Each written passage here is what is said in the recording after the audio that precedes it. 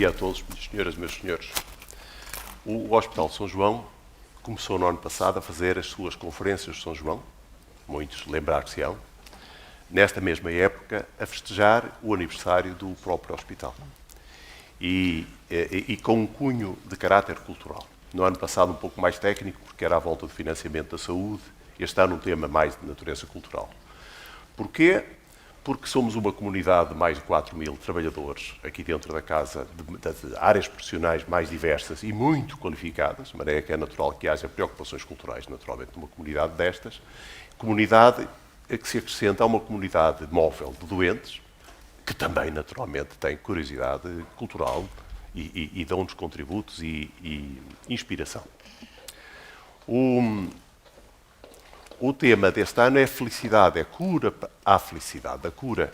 A ideia nasce disto. A Câmara Municipal do Porto escolheu o tema felicidade como tema geral para este ano. Nós somámos-lhe a cura, porque como instituição de saúde contribuímos para a saúde da população e estamos em crer que a melhoria das condições de saúde contribuirão para a felicidade. Não garantem felicidade a ninguém, como se sabe, mas sempre ajudará. Nós não sabemos, aliás, eu não sei de tudo o que é felicidade, talvez o público nos venha explicar hoje aqui o que é, mas sabemos várias coisas que perturbam a felicidade e a falta de saúde, seguramente. E, portanto, contribuir para a saúde, seguramente contribuirá para melhorar a felicidade. É esta a razão, portanto, dos temas que vamos aqui tratar. Como é um tema que tem dispensado sempre definição, e como tal não está muito bem definido, a ideia que tivemos foi, em 3 sessões, tratar aspectos distintos do mesmo assunto e trazer, dessa maneira, contributos distintos também. No fundo, nós vamos trazer aqui como convidados 6 pessoas, que são 6 experiências de vida, 6 perspectivas sobre, para construirmos um mosaico que dê um pouco a ideia. 6 vezes o número de pessoas dentro desta sala que terão também a sua oportunidade de falar e que darão, naturalmente, as suas dúvidas e as suas achegas. É assim que se constrói, naturalmente, ideias à volta de uma área em que não há ideias muito claras. Desta vez, quando chegarmos à altura de discutir, estejam muito à vontade, porque muitas vezes, numa sessão destas, há alguém que faz uma conferência e que sabe muito do assunto e que inibe de alguma maneira ao público. Aqui não há ninguém que saiba nada de nada. Aqui em baixo, pelo menos eu como moderador, obviamente não sei. Estou exatamente no mesmo patamar, apenas com a função de estar aqui sentado no Conselho de Administração, assim, entendeu? Ora bem, felicidade. Percebam isto, é uma palavra que, se procurarem no Google, escrevem felicidade e encontram milhares de textos, de artigos, uma coisa do outro mundo, porque é central nas preocupações das pessoas. Mas ao longo do tempo, a felicidade correspondeu a ideias completamente distintas. No nosso tempo histórico, na nossa raiz, na Grécia Antiga era muito relacionada com o viver de acordo com os princípios éticos e, portanto, a palavra aproximava-se de virtude. Depois, durante o tempo do cristianismo até ao século das luzes, o cristianismo deu-lhe uma marca bastante diferente. A felicidade era um anseio de todo o ser humano crente, mas era qualquer coisa reservada para a outra vida. A tradição que veio do martírio dos primeiros tempos e depois muito cristalizada na Idade Média era de que o cristão deveria, aliás, sofrer. Nós temos ainda hoje, na formulação de algumas orações, na Salve Rainha, por exemplo, o vale de lágrimas, os degradados filhos da Eva. Era o nosso papel, era sofrer com paciência, enfim, durante um percurso e teríamos no fim a felicidade. Esta é uma perspectiva. Nós vamos ter a religião na próxima semana e este assunto será naturalmente aprofundado. Mas no século XVIII, no século das luzes, mudou muito e a mudança nunca mais acabou. Passou a ser assumido como um direito das pessoas, uma marca, um direito do cidadão. A Declaração da Independência dos Estados Unidos, sabe isso? Tem lá a felicidade como um direito. Sim. Não a felicidade, mas a busca da felicidade. Portanto, era um objetivo da sociedade e era um direito reconhecido a toda a gente procurar a felicidade.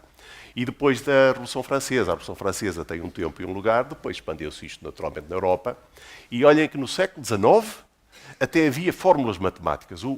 Quem se lembra da Cidade e as Serras? O Essa de Queiroz diz que felicidade se obtém por máximo de potência com o máximo de sabedoria, de ciência. Era a ideia da força motriz, do vapor, que os comboios e a tecnologia, e por outro lado a ciência que garantiam a todos a felicidade. O Karl Marx também garantia a todos a felicidade com o socialismo, as primaveras que cantam. Portanto, a ideia de felicidade até teve, portanto, receitas. As receitas não funcionaram, como sabem, mas este objetivo é universal. E é por isso que estamos aqui hoje e que trago os meus convidados, que são duas personalidades que já apresentarei, que dão muito bem para o efeito que aqui se pretende. Em todo caso, gostava que percebesse ainda isto. Não sabendo o que é a felicidade como um estado contínuo, sabemos que é qualquer coisa de não atingível. E para muita gente, a aproximação à felicidade é a procura dela. Procuramos qualquer coisa para chegar e temos prazer nisso e temos prazer em ter tentado, mesmo que não se tenha atingido. Também sabem que um momento de bonomia, de bem-estar, é habitualmente fugaz. E, portanto, não haverá propriamente estado de felicidade, mas haverá momentos de felicidade. E as pessoas que aos 70 anos dizem que foram muito felizes, são as que tiveram muitos momentos de felicidade, todos têm, mas que seletivamente se lembram dos momentos de felicidade e minimizaram e foram esquecendo os momentos de tristeza. Os infelizes são os que se lembram dos momentos de tristeza e se esqueceram dos momentos de felicidade. É muito isto, creio eu, o que nos separa a todos. Mas, ainda, nós estamos numa universidade, num hospital universitário, e estes assuntos têm suporte biológico claro. Os afetos, o prazer, no sentido do prazer, desenvolveu-se na história da vida há muitos milhões de anos em animais muito básicos, como sabem, para os levar a alimentar-se e a reproduzir-se. Mas os estudos do cérebro à volta das questões da tristeza e da alegria levaram ao desenvolvimento de fármacos, que todos conhecem, antidepressivos, que melhoram o estado anímico das pessoas. Portanto, há qualquer coisa mais substantiva. Em todo caso, não há drogas que deem felicidade, como sabem também. Até se recomenda vivamente como receita para a felicidade que não se use recursos de efeitos rápidos que normalmente trazem um rebound a seguir de infelicidade. De maneira que vamos aqui ouvir estes dois senhores, lembrando-nos que à volta do tema felicidade vocês podem encontrar, a felicidade para muitos daqui, só um momento na vida. Um lugar onde têm recordações felizes. São pessoas, nós fomos educados sempre na ideia do amor romântico a produzir felicidade para o resto da vida, felizes até à morte, não é? Vivemos assim. Mas se quiserem podem juntar a isto conforto, podem juntar a isto dinheiro, podem juntar ainda poder, juventude, beleza, uma quantidade enorme de ingredientes que andam à volta do assunto que nenhum deles define felicidade, quase todos eles definem facilmente, na sua falta, infelicidade. É mais fácil falar de infelicidade do que de felicidade. Ora, os meus convidados de hoje, que estão aqui, é um prazer enorme, é uma honra enorme tê-los aqui hoje, é o escritor Richard Zimler. O Richard é um homem que vive aqui no Porto há muitos anos, de maneira que não estejam preocupados, quem não conhece, é impossível não conhecerem, mas enfim, quem não conhece, porque ele fala português como nós, com um ligeiro sotaque, que lhe dá um colorido muito bonito, como vão ver. Um forte sotaque, mas isso é muito bem. É um escritor de grande sucesso, mas a razão é esta. É um homem que nasceu na costa leste dos Estados Unidos, trabalhou, estudou na costa oeste dos Estados Unidos, está hoje aqui, correu o mundo, tem vivências, de facto é uma personalidade de eleição. Ele próprio já esteve dentro desta sala e já nos demonstrou isso a quem cá esteve nessa altura. Portanto, ninguém tem dúvida nenhuma sobre um percurso de vida como tem o Zimmer. E, portanto, irá falar do que quiser, irá falar de felicidade, mas irá também falar, como todos nós, da estratégia pessoal de procurar a felicidade. Quer dizer, como terá feito ele? Onde chegou? É isso que pedimos, aliás, que pedimos depois na discussão a qualquer das pessoas da sala. O Dr. Rui Machado é um homem que eu conheço de razões profissionais, porque é um dos nossos utentes deste hospital, que dá sentido à existência de um lugar de saúde, que está no nosso serviço. É um homem de formação em psicologia, formação muito elevada, e a razão que lhe pedi para vir cá e que lhe expliquei, que a razão objetiva que procurei uma pessoa como ele, é porque eu queria mostrar-nos isto. Quer dizer, nós temos uma comunidade de gente com saúde e gente com menos saúde. E temos instituições a lutar pela saúde, mas a saúde, como sabem, não curamos muitos dos doentes, só cuidamos deles e lhes melhoramos a vida. Mas a ideia que temos, ou que eu tenho de felicidade, é que é um anseio universal. De todos nós. Naturalmente, e no caso do Machado, ele tem limitação que é visível, e é um homem como os outros, e naturalmente tem um anseio. Foi para desmistificar esta ideia do jovem, belo, rico, e esse é que é a pessoa feliz, ou que tem anseios. Não, não, também o velho, doente, não é o caso velho, com a limitação, pobre, também tem os mesmos anseios. Isto foi para ilustrar isto, e depois foi a personalidade dele, porque é uma personalidade superior, que naturalmente, para além deste problema, tem depois a sua qualidade e o seu contributo. Nós vamos fazer assim, vamos dar a palavra a um e ao outro, no fim de um e outro dizer as palavras que entenderem, cruzamos, se quiserem comentarem-se mutuamente, e abrimos a assistência para fazermos o resto da conversa, pela extensão e profundidade que quiserem dar-lhe. Vamos começar então pelo Richard, pela razão óbvia, que é um homem, apesar de tudo estrangeiro, nós temos esta coisa de estrangeiro. Não é? Ok, estrangeiro. Muito bem, obrigado. Eu quero primeiro exprimir os meus agradecimentos à professora Agostinho Marques, à direção do Centro Hospitalar de São João, a todos vocês. Não faz sentido não estarmos aqui sem vocês, agradeço imenso. Antes de começar, escrevi um pequeno discurso de 12, 13, 14 minutos, mas como o professor mencionou a Constituição Americana, eu queria também mencionar que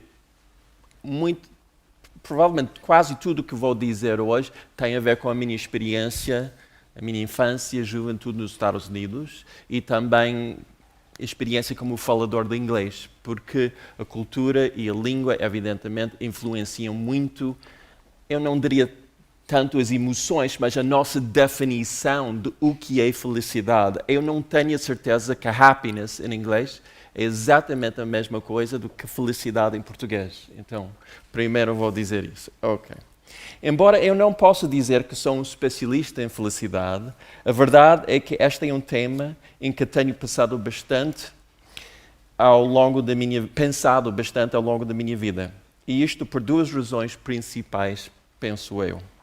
Primeiro, porque foram muitas as vezes em que a felicidade me pareceu muito esquiva.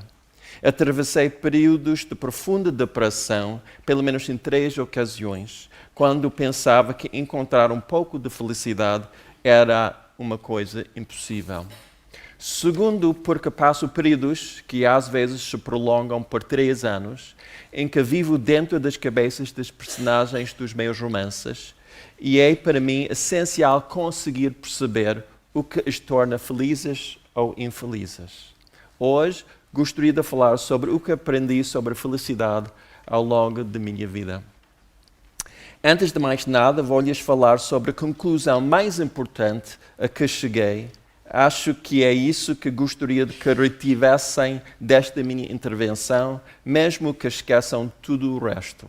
É a seguinte: sentimos-nos felizes, ou pelo menos eu sinto-me feliz, quando temos a sensação de estarmos exatamente onde queremos estar, ou onde deveríamos estar, quando não desejamos estar em mais nenhum lado. Não interessa a causa dessa sensação. Pode ser porque estamos com o nosso melhor amigo num belo jardim, ou ouvir a Andrea Scholl cantar Ombra Mai Fu na Casa da Música, ou ver um filme antigo de Marilyn Monroe no YouTube. Se estamos onde queremos estar, estamos felizes, ou pelo menos contentes.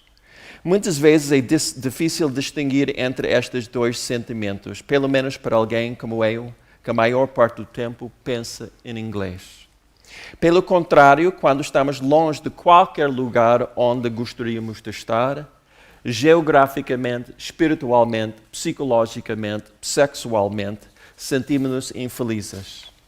Esta é uma das razões porque a felicidade é tão pessoal. Afinal, há pessoas que estão onde querem estar quando estão a jogar futebol, enquanto outros sentem o mesmo quando estão a ler os poetas gregos clássicos. Um pai ou uma mãe sentirá estar no sítio certo quando cozinha um belo jantar para os filhos. Outros sentirão o mesmo quando fazem alpinismo nas montanhas rochosas. Por isso, um dos segredos da vida, na minha opinião, é organizá-la de modo a estarmos quase sempre onde queremos estar. Como conseguir isso é a segunda coisa importante de que vos quero falar. Se queremos manter-nos no lugar onde queremos estar, temos que aprender a dizer não. Não é uma das palavras mais importantes que temos que aprender. E uma palavra essencial para ensinarmos aos nossos filhos. Dizer não às pessoas que não gostam de nós, não aos trabalhos que não queremos fazer, não aos amores que não querem que sejamos felizes, não à família que tenta fazer-nos sentir culpados por sermos nós próprios, não às convenções de conduta que não tenham a ver conosco, não aos estereótipos, não a propostas que podem ser simpáticas, mas que na realidade não queremos fazer. Naturalmente, há vezes em que temos que dizer sim.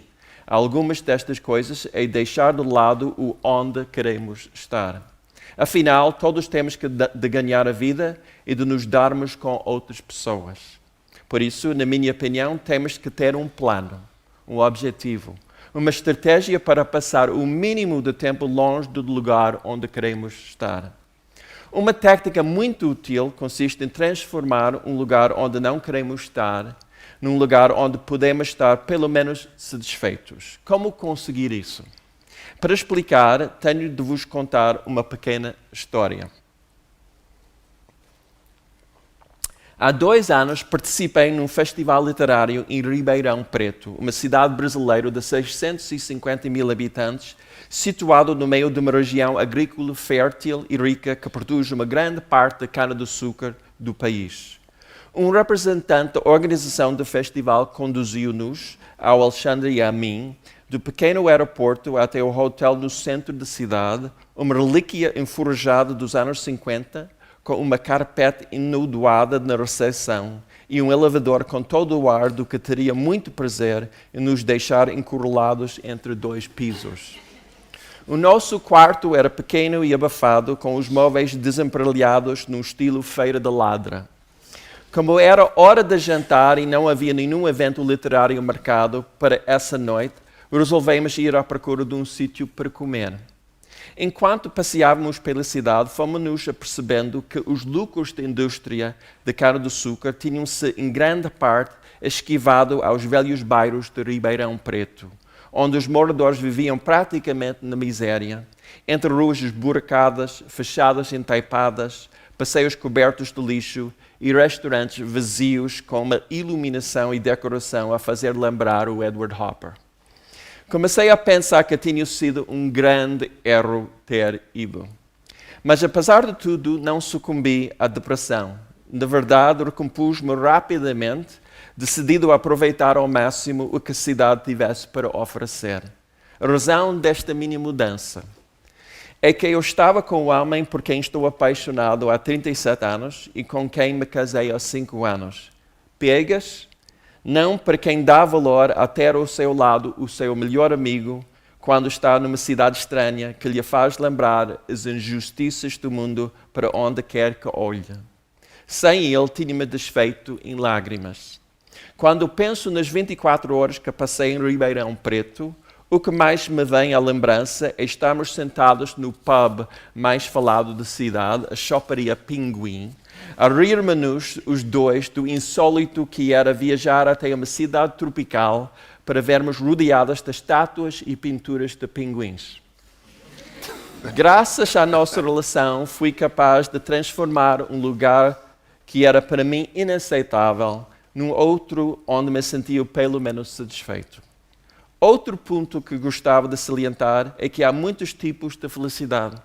Na minha opinião, trata-se no fundo de uma combinação de sentimentos. Já aludi a um deles, satisfação. Há também felicidade estática de quando se faz amor. A tranquila felicidade de observar um pássaro de penas coloridas. A surpreendida felicidade de atrair esse mesmo pássaro a vir comer na nossa mão.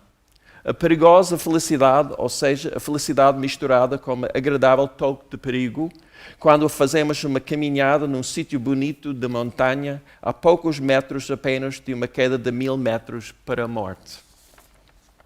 Podemos acrescentar qualquer um de uma centena de adjetivos antes ou depois da palavra felicidade, que qualquer pessoa compreenderá, mesmo assim, aquilo de que estamos a falar. Felicidade jubilosa, felicidade esquiva, terna felicidade, felicidade risonha. Por isso digo, resumindo, que a felicidade é uma conjunção de sensações. Um outro ponto que gostava de salientar é que penso que devemos aprender a não tentarmos agarrar-nos àquele sentimento de felicidade jubilosa ou estática de que falei.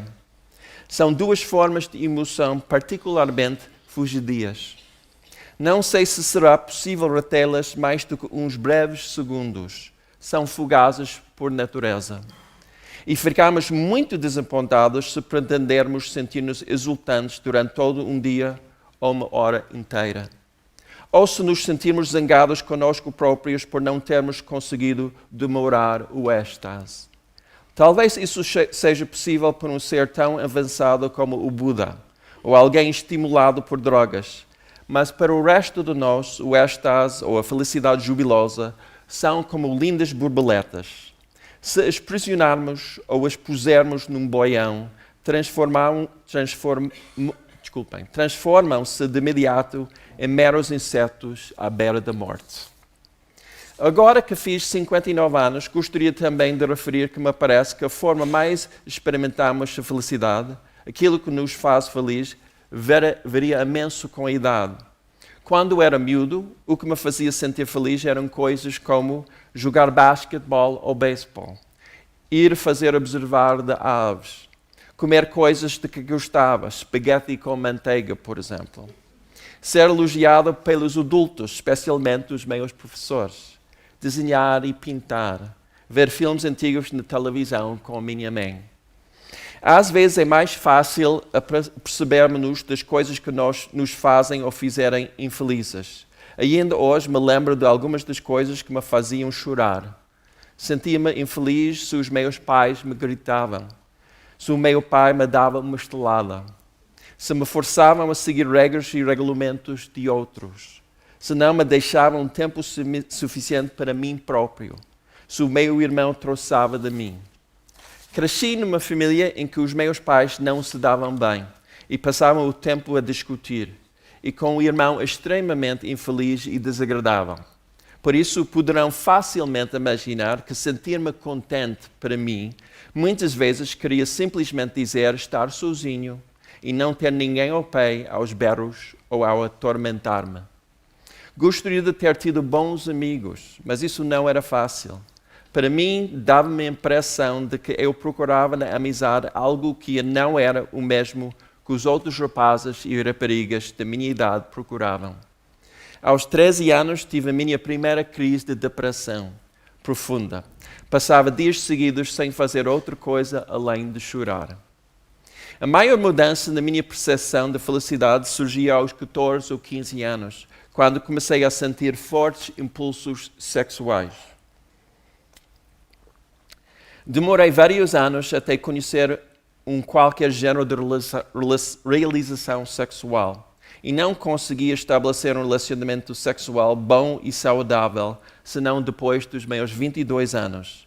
Nesse tempo, era uma coisa que me parecia demasiado longínqua. Senti-me felicíssimo ao descobrir que podia dar e receber amor com ternura na cama e fora dela. Algumas das coisas que me faziam feliz quando era miúdo continuam a fazer-me feliz hoje. Por exemplo, adoro passar várias horas por dia entregue a mim próprio.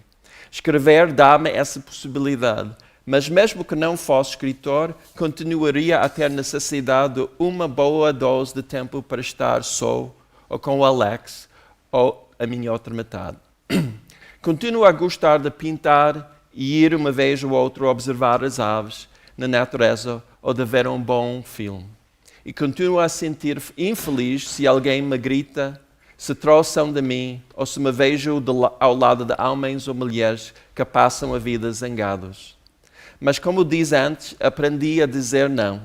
Já deixei de perder tempo com gente que não gosta de mim. Hoje em dia, a felicidade entra na minha vida de muitas outras formas.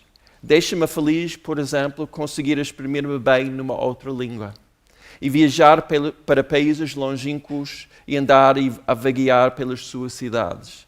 Gosto em particular de ir aos museus de arte realmente bons e ainda há pouco passei 3 horas na Gemälde Galerie em Berlim a ver os quadros fabulosos de Holbein, Van der Weyden, Botticelli, Dürer, etc. Quando estou no museu da primeira categoria, sinto que estou a ver o que há de melhor na natureza humana. Sinto-me invadida por uma espécie de felicidade pacificada. Digo pacificada porque se torna subitamente claro para mim que os seres humanos podem ser criaturas belas e maravilhosas.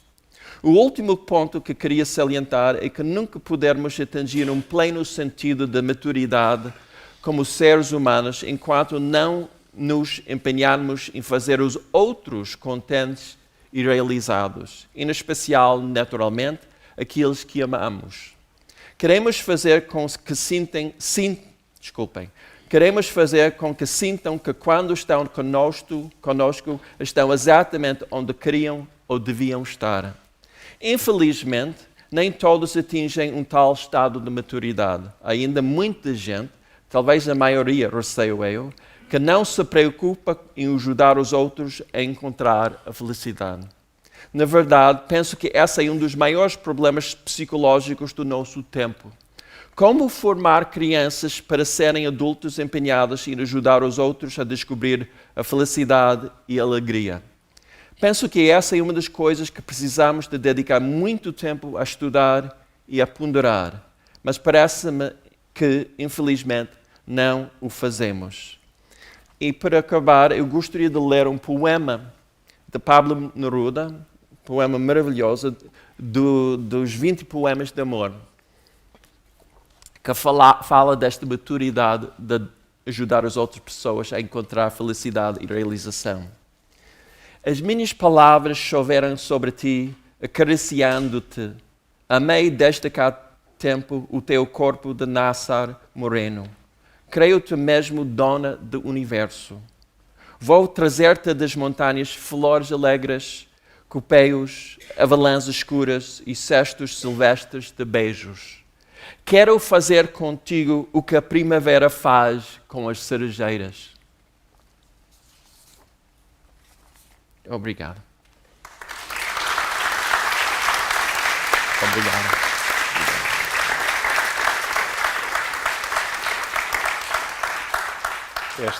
Esta nota final, Richard, é fundamental. Quer dizer, a gente não sabe bem o que é ser feliz, mas não se é feliz sozinho. É isso não. Quer dizer, e é no serviço aos outros e tal, na entrega, isso não tem dúvida. Esta outra nota que ele sublinha de não dizer não, eu conheço bem esta vertente. E foi o meu receio quando o convidei. Foi o meu medo quando fui lá, o homem às tantas vai-me dizer que não, porque se achar que não, é não mesmo. E não há maneira de convencer. Foi uma inquietação nessa altura. Eu lamento isso, mas é verdade que não, para mim, é uma palavra absolutamente essencial.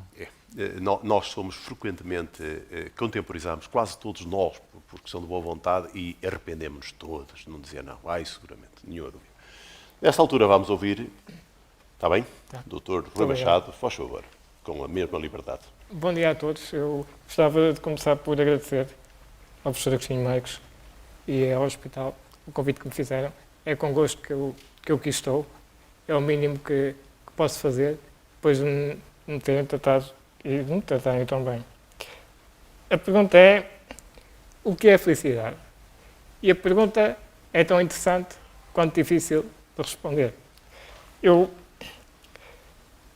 Tudo aquilo que vos trago hoje são meras tentativas ou aproximações para se perceber este conceito que é a felicidade.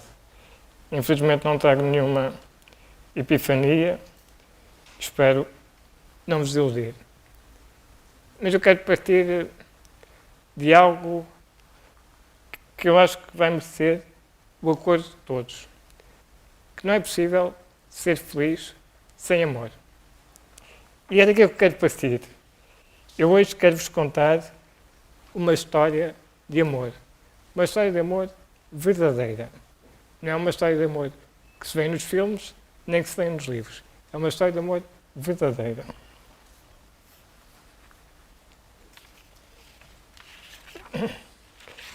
Eu não acredito, ou não sei, o que é a felicidade. Eu acredito e sei o que é o esforço para a felicidade. E é disso que eu vos vou falar hoje, através da minha história de amor. Vou-vos falar do esforço para a felicidade. Mas que amor é este? O amor de que vos falo é o meu amor por Portugal. É um amor difícil e tormentoso, como qualquer grande amor que se preze. Nós ainda não nos entendemos, mas eu não desisti. Não consigo desistir eu. Umas vezes estamos bem, outras vezes estamos mal. Portugal é muito teimoso.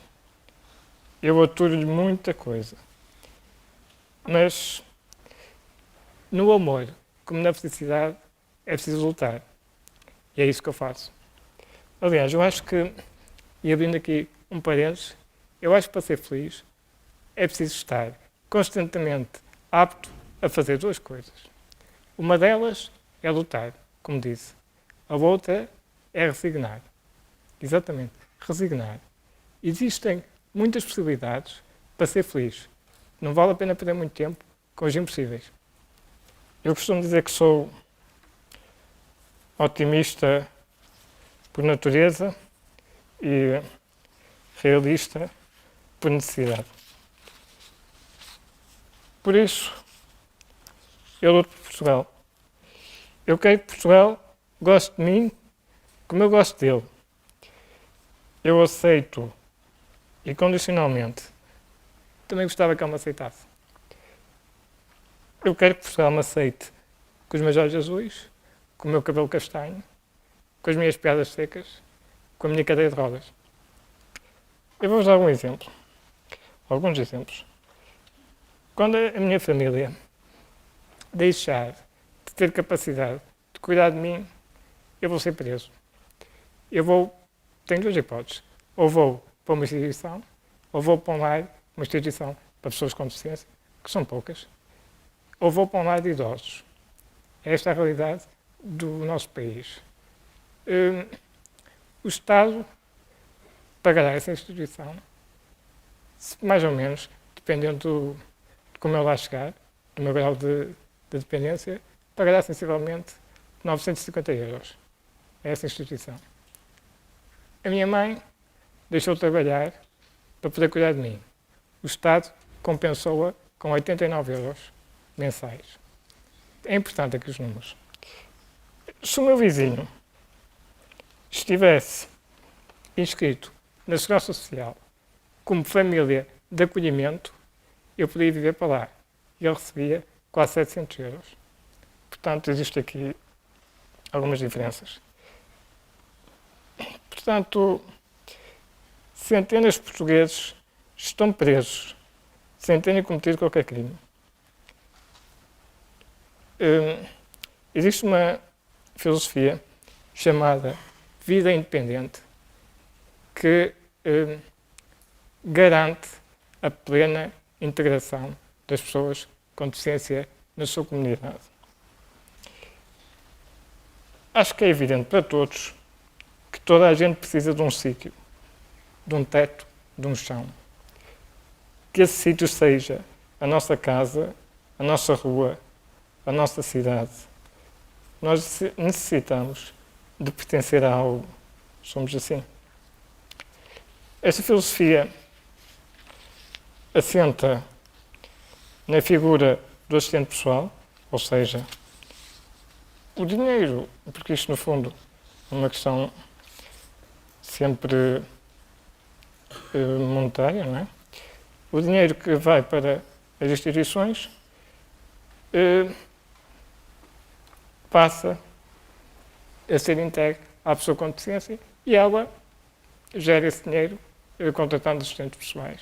Ou seja, é uma filosofia que, como já disse, garante a independência e é assente na liberdade, na autodeterminação e na dignidade. É por esta filosofia que eu tenho vindo a lutar como membro da coordenação dos deficientes indignados. Primeiro divulgámos-a, fizemos uma conferência internacional sobre o tema, em Lisboa. Depois, fizemos ações de protesto.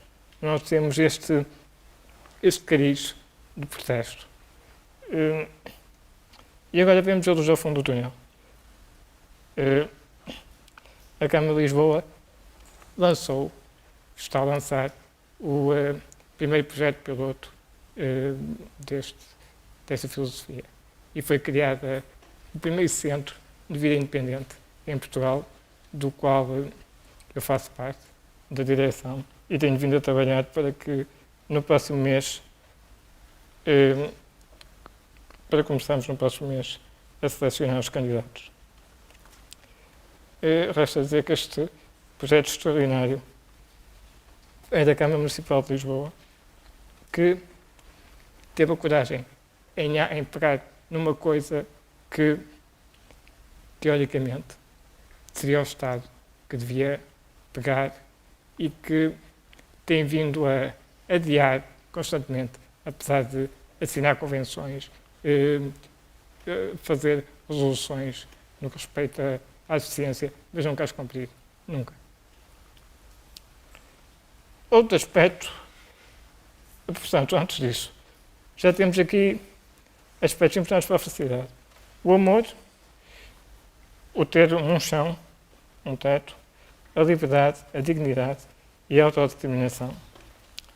Outro aspecto, então, em que Portugal tem sido mauzinho comigo.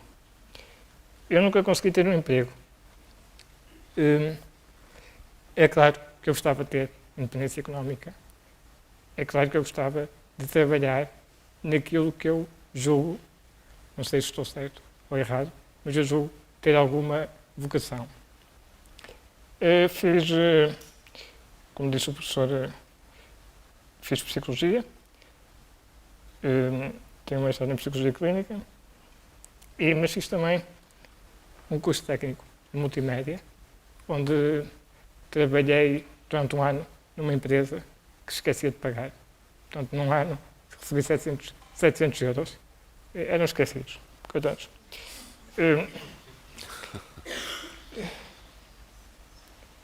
E nestes sítios todos, entre estágios e neste sítio, por onde passei, tudo o que trouxe foi palmadinhas nas costas e certezas absolutas de que eu, para a próxima, é que ia conseguir.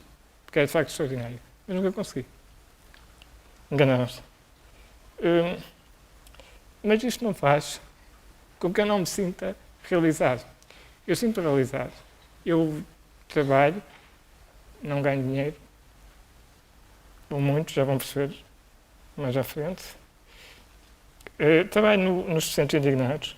Agora tenho trabalhado muitíssimo no Centro de Vida Independente e também trabalho noutro projeto que criei juntamente com alguns elementos dos deficientes indignados e outros que posteriormente se juntaram a nós. Eu tenho um carinho especial por este projeto porque, embora não tenha criado, enquanto psicólogo, acabo por aplicar algum conhecimento que adquiri na minha formação.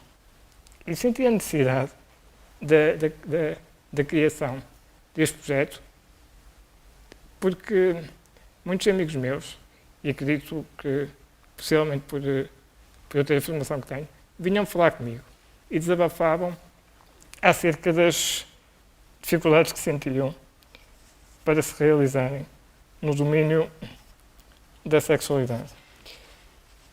O projeto que vos falo é um projeto que visa desmistificar a sexualidade em pessoas com deficiência. E tem o nome de Sim, Nós Podemos. Peço desculpa por ter dito a palavra sim, mas é verdade, nós gostamos. Neste projeto nós abordamos preconceitos, estereótipos, problemas como a dependência dos cuidadores. Discutimos possíveis soluções para quem se vê absolutamente impossibilitado de se realizar neste domínio.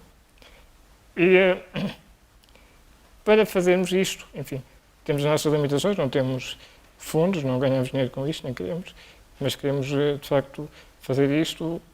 Desenvolvemos algum conteúdo na internet, que é um meio privilegiado e barato para nós, e participamos e realizamos conferências, porque lá está aqui, nós estamos a trabalhar muito no domínio dos preconceitos. Portanto, é fundamental informar e educar, se quisermos, as pessoas. E é isso, fundamentalmente, que fazemos para além de ir participando em ações com as quais nos identificamos. Por exemplo, a Marcha para a Igualdade, no ano passado, nós participamos e fez todo sentido. Portanto, já temos mais 2 aspectos importantes para a felicidade. São eles a independência económica, a realização pessoal e profissional. Mas eu, para atingir ainda mais e melhor estes objetivos, eu há um ano segui um novo caminho. Eu sempre tive um gosto tremendo pela leitura, pelo próprio objeto em si, o livro, os autores. Sempre fascinou o mundo dos livros e sempre li bastante. E, de facto, fui escrevendo e comecei a ter a coragem de mostrar e acabei por lançar o meu primeiro livro o ano passado. E este ano, daqui a 2 meses, 2 ou 3, sairá o segundo, se tudo correr bem. Entretanto, participei em 2 dezenas de coletâneas ou antologias com outros autores. Eu não pretendo parar de escrever. Aqui em Portugal tem sido um cair. Não me tem dificultado muito a minha vida. Mas a escrita, para mim, me dá um prazer tremendo. Possibilita-me algo que é muito importante para mim. E que tem uma dificuldade em explicar, mas acho que vou conseguir. A escrita possibilita-me continuar depois de acabar. Ou seja, para usar uma palavra mais forte, a escrita possibilita-me o legado. Aqui sem nenhum tipo de pretenciosismo. Bom ou mau, rico ou pobre, enfim, é o meu, seja aquilo que for. E de facto nós humanos temos esta tendência. Há aquele dito que um homem tem que plantar uma árvore, escrever um livro e ter um filho. Tudo orientado para o depois. Para depois de nós estarmos cá. Esta questão é importante para mim porquê? Porque eu tenho 2 sobrinhos que adoro profundamente.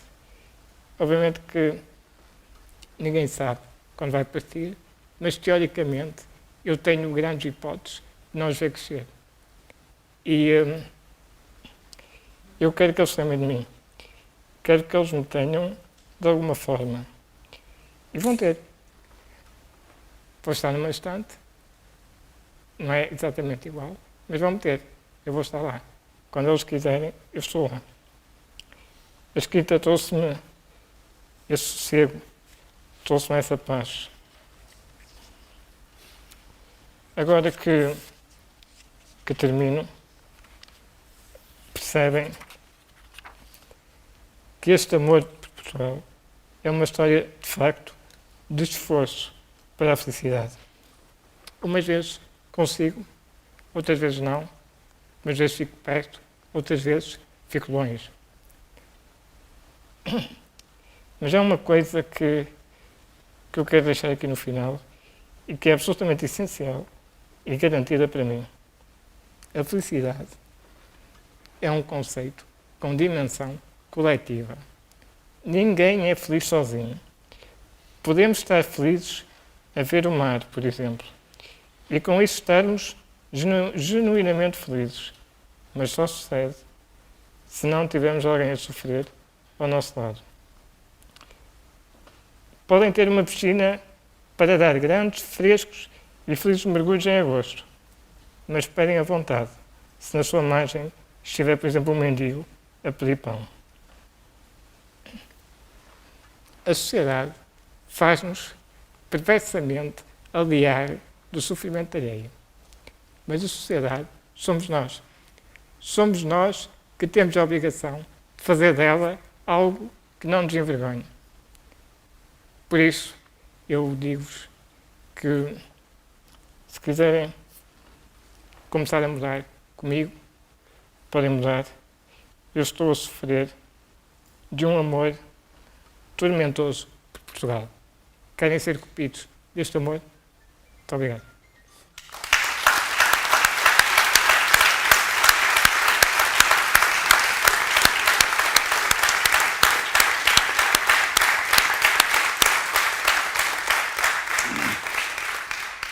Richard, o Machado acabou agora no fim com esta ideia, que a história da piscina com o pedinte na margem.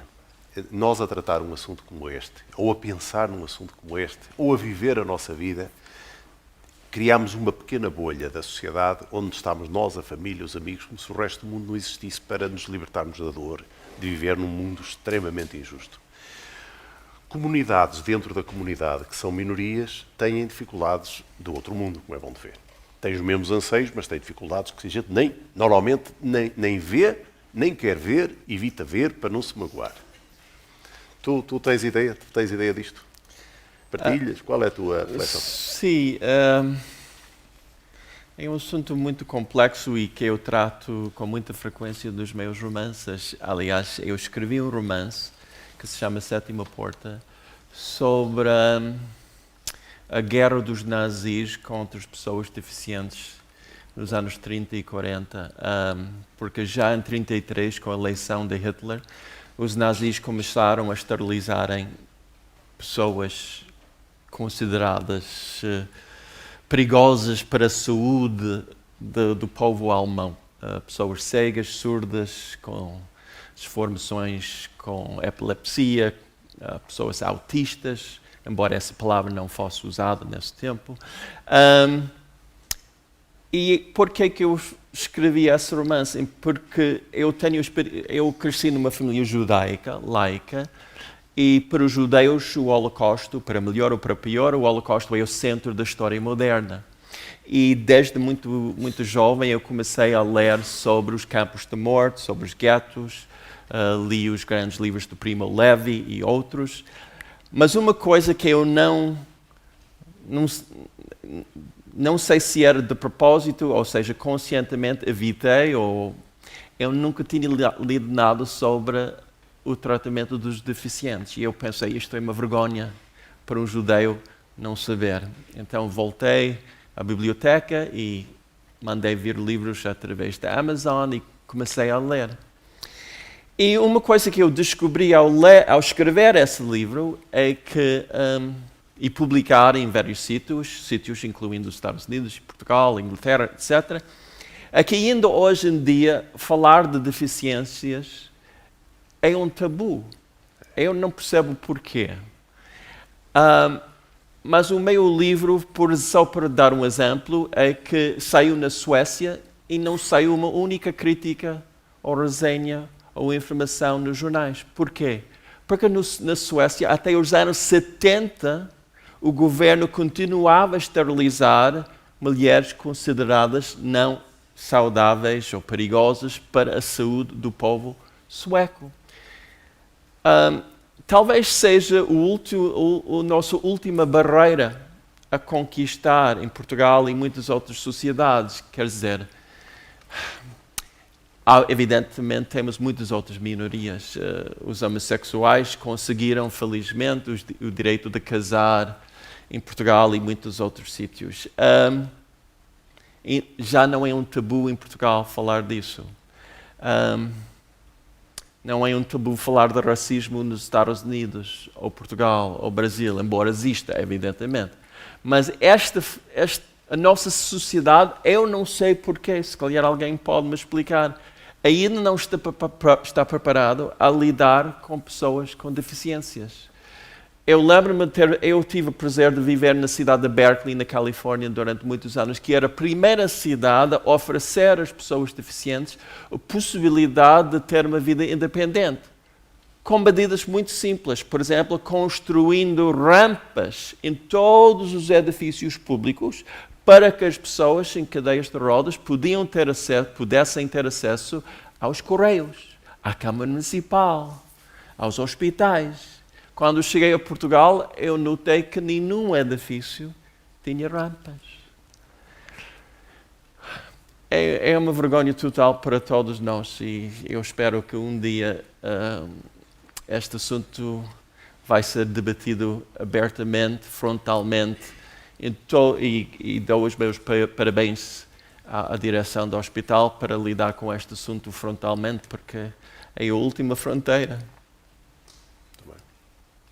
E já agora, para seguirmos o figurino tal e qual, depois abrimos, o Machado, sente isso? Sente que as pessoas com que lida têm bloqueios na aproximação consigo? É uma experiência vossa?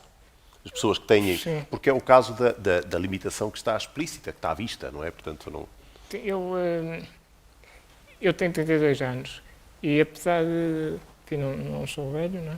Mas noto uma diferença ao longo dos anos. Tenho notado uma melhoria e aplaudo essa melhoria. Mas ainda acontece, eu noto perfeitamente barreiras fortíssimas, nomeadamente mais ao nível da empregabilidade.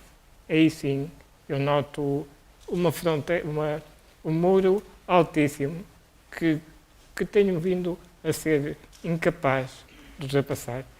Aí sim eu sou obrigado a confessar a minha incompetência, porque de facto não consegui até agora. Continuo a tentar, mas é de facto o domínio onde eu mais encontro discriminação, para usar essa palavra, que eu acho que é justa. Na atualidade, compreende-se que a empregabilidade de pessoas com deficiência é particularmente difícil, porque é uma situação conhecida, talvez. A minha questão era mais na abordagem do contacto, quer dizer, a necessidade de nós contatarmos uns com os outros e nos tratarmos sem estigmas como iguais. Pessoas da mesma dignidade, pessoas humanas. Professor, deixe-me... Diga, está à vontade. Eu queria... Às vezes, não sei se concordam comigo, mas eu sinto isso muitas vezes. Muitas vezes a nós só nos são concedidos dois papéis possíveis. O de herói ou de coitadinho. Pois. Não há possibilidade de ser normal. E nós, no fundo, somos tão bons e maus como qualquer outro. Portanto, haverá heróis e haverá pessoas também muito más. Não sei. Mas, de facto, e nós vemos isso na comunicação social, quando aparece normalmente uma pessoa com deficiência, ou é para comover, ou é para inspirar. Mais nada. Muito bem. Era exatamente isso que eu queria. Agora abro a oportunidade ao público para intervir. Com testemunhos pessoais, questões aos participantes, como queiram. Faz favor. Faz favor. Eu quero ouvir há aqui pessoas, há aqui o Miguel Gonçalves que lida com este tipo de limitações. Eu quero ouvir alguma coisa daí também. Bom dia a todos. Meu nome é Celeste Dias. Queria, em primeiro lugar, agradecer o estudo dos dois palestrantes e também do seu professor e partilhar convosco aquilo que, sobretudo, no trabalho é a felicidade, porque isso envolve, no fundo, aquilo tudo que estamos aqui a falar, a busca da felicidade e, sendo o meu trabalho um trabalho relacionado com a saúde e com a doença, não deixaria de gostar de partilhar isso convosco. Há uns tempos atrás, há alguns anos já, por serendipity, uma palavra que me é muito cara no anglo-saxão e no português significa uma casualidade fortuita, no meu ponto de vista feliz. Fui parar a um local uma unidade de cuidados intensivos que lida com doentes neurológicos, e comecei a perceber que aquele local me fazia feliz. E comecei também a tentar perceber porquê.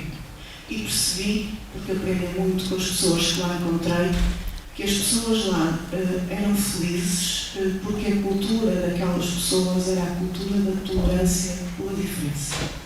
E que isso fazia todo o sentido na cura ou na tentativa da cura das pessoas que tinham doença que afetavam o órgão, que, para além de estar doente, é o órgão que luta, que interpreta, que valoriza e que goza a felicidade.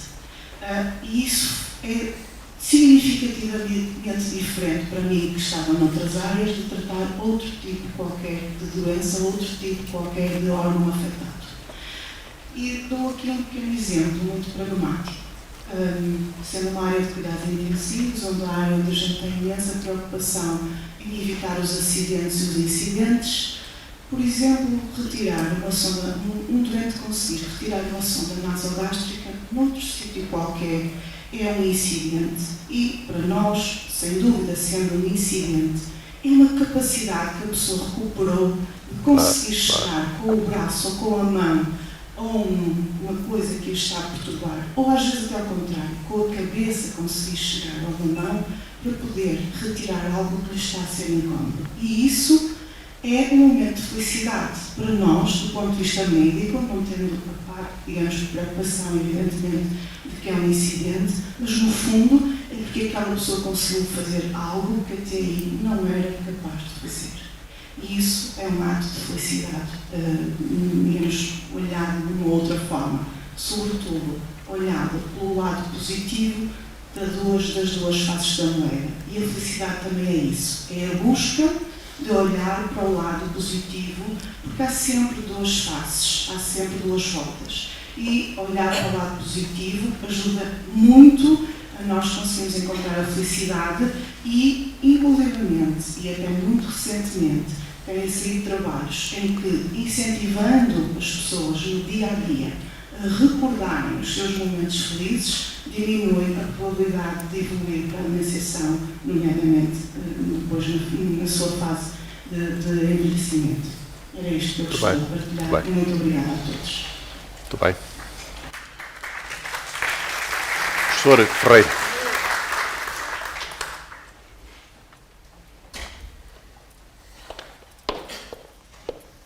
Professora Ferreira. Bom dia. Professor, deixe-me agradecer publicamente a presença dos nossos dois convidados.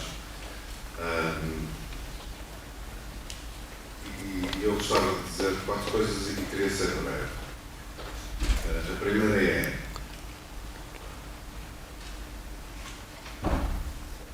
hoje, aqui, neste momento, ouvindo o Dr. Machado e o Zema, eu senti-me feliz. Eu acho que isto me faz levar a 2 questões que eu gostava que ambos discutissem, que é: eu senti-me feliz porque eu sinto-me no meu lugar. Eu aqui sinto-me no meu lugar, em casa também me sinto no meu lugar, mas a questão do lugar e da lugarização do sítio onde trabalhamos e para as pessoas que servimos como percutor, como estimulador de felicidade. A outra é um aspecto que também me parece importante, que é a questão da singularidade e da capacidade das instituições, da sociedade, para usar este jargão, reconhecerem o valor da singularidade e, por via disso, ultrapassarem os estigmas. ou a estigmatização. E depois, e desculpem fazer-vos perder tempo, gostava de partilhar duas histórias pessoais. Uma é da minha absoluta incompetência para, enquanto médico, e há já muitos anos atrás, mas interno de especialidade dos últimos anos, para perceber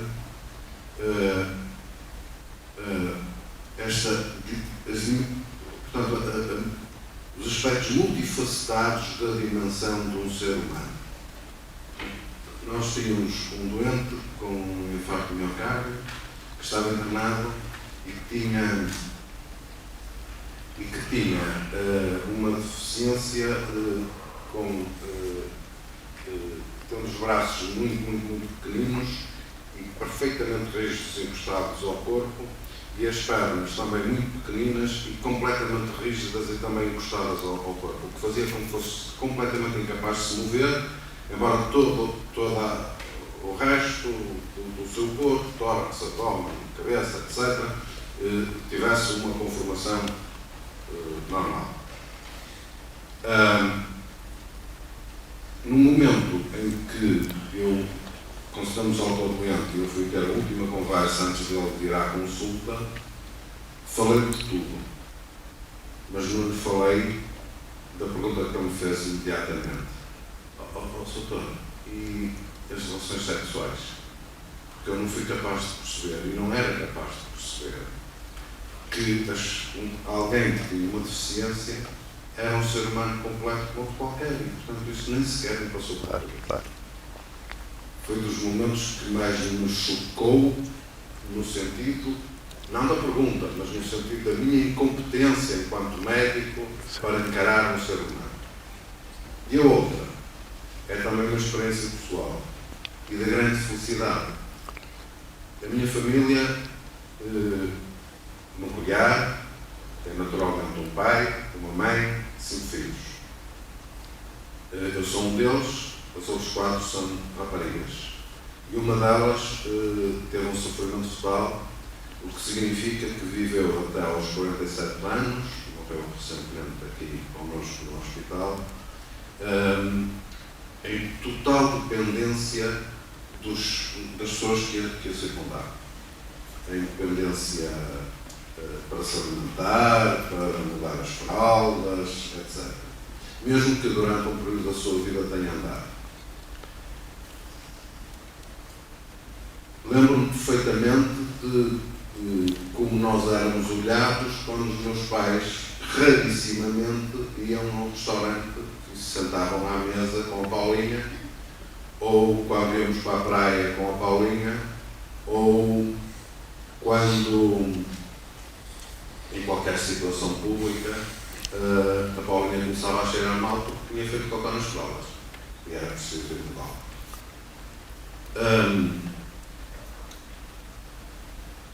Mas, digamos, ao contrário, não é ao contrário, mas não sei explicar bem, a Paulinha era, e foi, e continua a ser, que é o mais importante, apesar de ter morrido, o centro, o núcleo, o fator de felicidade, o fator de alegria, e acima de tudo é aquilo, é o que todas as semanas em que nos juntamos e jantamos juntos, nos faz recordar as nossas histórias de felicidade enquanto éramos pequeninos. Isso leva a outra questão que o Machado abordou, que é a questão, quer acreditemos ou não na vida além da vida, que é a questão da nossa imortalidade, pelo menos na perpetuação da nossa memória, naqueles de quem gostamos, que gostam de nós, e que é um aspecto fulcral da nossa própria felicidade, pelo menos da minha. E era isto. Vamos ouvi-los, naturalmente. E irão comentar, naturalmente, se assim entenderem. Em todo o caso, percebeu muito bem qual foi a intenção desta. Eu hoje não tinha a menor intenção de lhes dar música. Era mesmo chocar um bocadinho e tal. Depois, nas vezes seguintes, vamos pôr um pouco de música a discutir a religião e a filosofia daqui a alguns dias. Em todo o caso, este senhor é o diretor do hospital. E apetece-me dizer-lhe isto. Para a felicidade, nós trabalhamos à volta de 1/3 das 24 horas do dia. Dormimos uma quantidade de horas e depois partilhamos com a família, que é um fator importante da nossa felicidade. Mas o trabalho também é. Ou somos felizes no trabalho, nas condições de trabalho, no ambiente de trabalho, ou estamos bem arranjados. Isto, portanto, tem que ser uma preocupação de quem dirige aqui, naturalmente, as instituições, neste caso, uma grande instituição que emprega imensa gente, e tem que ser uma preocupação nossa. Para mim, eu sou diretor de um serviço aqui deste hospital há muitos anos. Talvez deva ser o mais antigo deste hospital. Também tenho... O cabelo era preto. E é muito. Mas tive a preocupação ao longo dos anos na substituição de pessoas, para que, na medida do possível, para me juntar com pessoas sorridentes. Pessoas que não compliquem. E isso tem uma importância enorme para o nosso dia-a-dia. Mas tem que ser uma preocupação de todos nós. Porque a vida é muito, muito, muito dura, muito chata. Mas comentarão. Não me sinto a pessoa mais indicada, mas eu diria duas coisas. Primeiro, ao ouvir estas histórias comoventes, eu fico de vez em quando com uma inveja dos médicos e dos enfermeiros. Porquê? Porque lidam com os pacientes a um nível profundo e não superficial. Lidar com a pessoa que está a sofrer significa que temos que falar de coisas sérias, importantes, essenciais.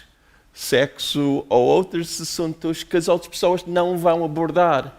E eu gosto muito, faz parte do meu feitio, eu gosto de falar das coisas mais profundas e importantes e essenciais e não só do tempo do futebol, etc. Então, quando eu ouço essas histórias, eu sei que é muito difícil lidar com o sofrimento, lidar com pacientes que estão, às vezes, moribundos ou a sofrer, etc. Mas, de uma certa forma, os médicos têm esse privilégio de lidar com uma realidade muito importante, que nós, os outros, não temos. E o segundo aspecto é que o professor falou da importância de ser feliz no nosso trabalho. E eu tenho uma preocupação muito particular neste momento, que tem a ver com o nosso governo. Porque o governo, juntamente com os médias, estão a tentar transmitir a ideia de que não devíamos seguir as nossas paixões em termos de profissão e trabalho. Que a única coisa importante é ser treinado para fazer um trabalho muito específico e entrar no mercado laboral. Ou seja, nós todos, sobretudo os jovens, mas nós todos, somos produtos, ferramentas para um mercado laboral. Eu discordo profundamente com isso. Eu acho que é uma receita para criar pessoas muito infelizes, muito pouco realizadas, e por isso eu luto diariamente para tentar transmitir a ideia de que somos muito mais.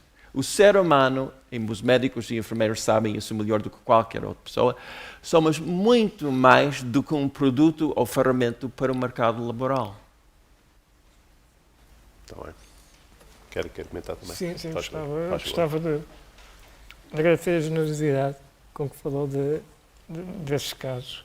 E há aqui dois conceitos que são essenciais, que é o conceito de lugar e o conceito de singularidade. Enfim, o de lugar não foi por acaso que eu falei na minha intervenção da institucionalização, que é a regra em Portugal.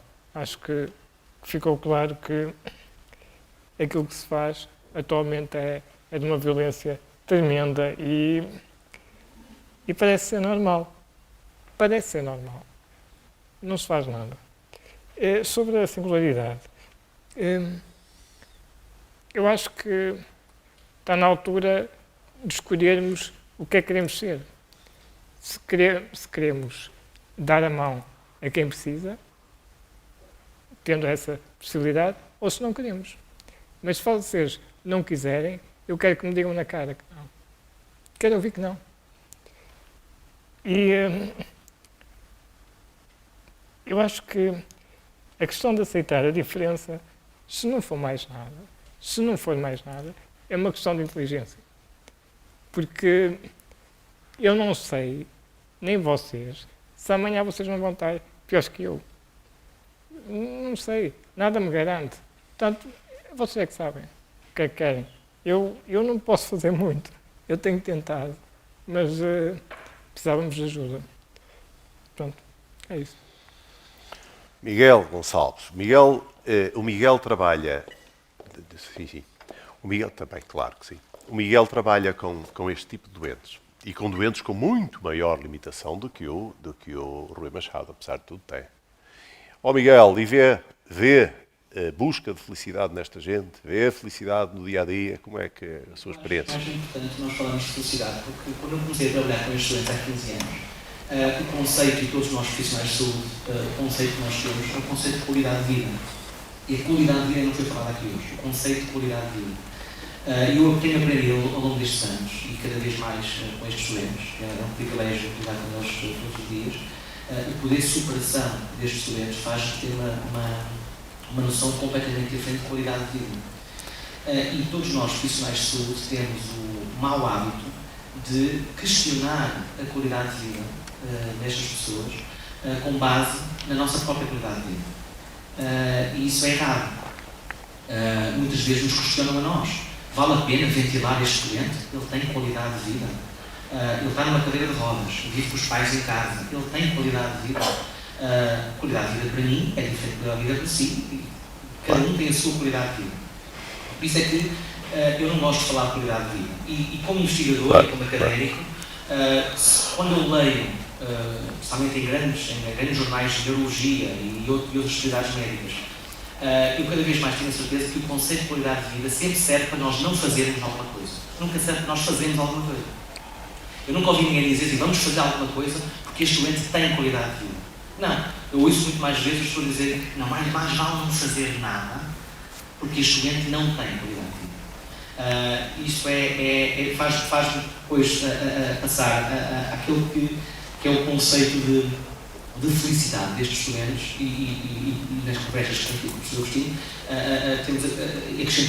chegamos a um conceito muito interessante de felicidade, e para estes doentes, para todos nós, a felicidade é igual à realidade de expectativas. Ou seja, a realidade do Rui, tenho acompanhado o caso dele nos últimos tempos, tem uma realidade e tem umas expectativas que estão equilibradas. Então é uma pessoa feliz. Outros nossos doentes, por exemplo, que sofrem de uma outra catástrofe neurológica, que é, por exemplo, a esclerose amiotrófica, onde de um momento para o outro a sua realidade, que é rapidamente progressiva, cai, não é? E eles deixam de ter as suas expectativas. Até encontrar esse equilíbrio, as pessoas são infelizes. Mas depois, quando se adaptam e quando atingem esse equilíbrio, voltam a ser felizes. Por isso é que eu acho até precoce e até algo fútil falar em infelicidade e perda de qualidade de vida num doente destes, até ele atingir esse equilíbrio. Isso acontece muito, todos vocês sabem isso também, acontece muito com o doente tetraplégico, tem um acidente, de repente acorda, não mexe nada, se fosse para baixo, é infeliz. Porque ontem ele descia, hoje não. Mas todos os tetraplégicos que eu conheço até agora pedem, talvez, para morrer, entre aspas, nas primeiras semanas, e hoje são pessoas extremamente felizes. Portanto, é isso também o conceito que queria deixar nesta situação também, é que quando olharem para estes doentes, procurem saber a história deles e não avaliem a qualidade de vida deles só baseado na sua própria qualidade de vida. Isso tem ensinado bastante a nós, a nossa equipe e todo o hospital com quem nós temos lidado. Eu acho que o paradigma está sempre a mudar e graças a pessoas como o Rui que nos têm ajudado a mudar esse paradigma. Esta dimensão é absolutamente fundamental. E esteve no centro da nossa preocupação, trazer isto aqui e alargar, a ver se a gente parte algumas barreiras mentais que todos temos, inevitavelmente. Faz favor. Quem é que... faz favor.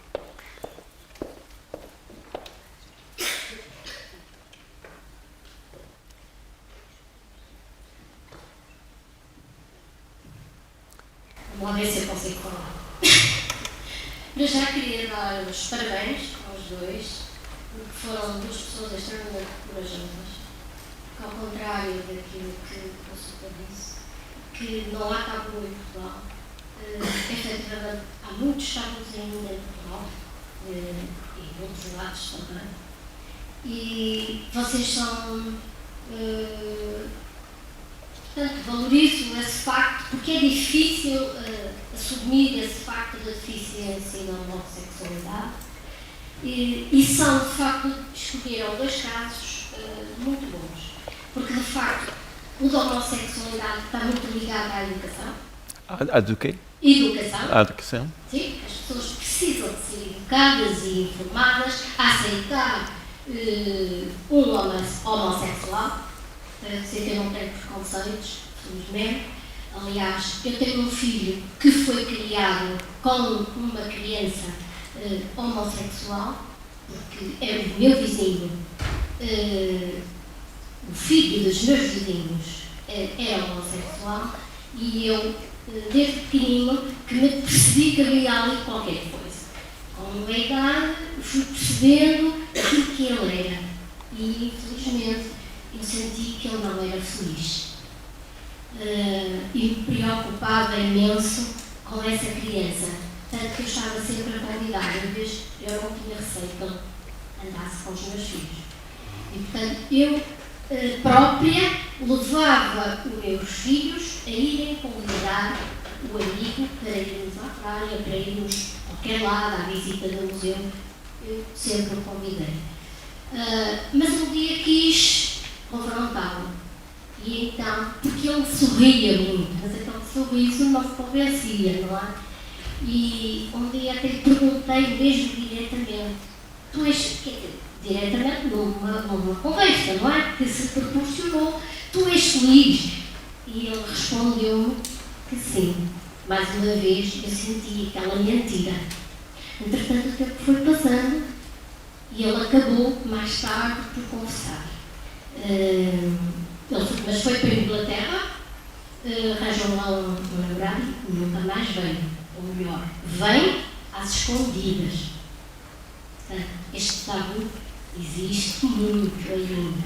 E infelizmente ele tem os pais que são extremamente religiosos, o que não lhe facilita a vida também.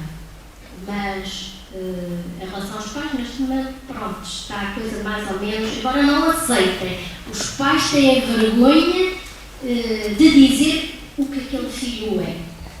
Portanto, isto é muito importante a nível da educação. Sim. Porque a homossexualidade é natural. Ninguém tem culpa de ser homossexual. É o hétero. Ou Também não tem culpa nenhuma de ser hétero. Ninguém tem.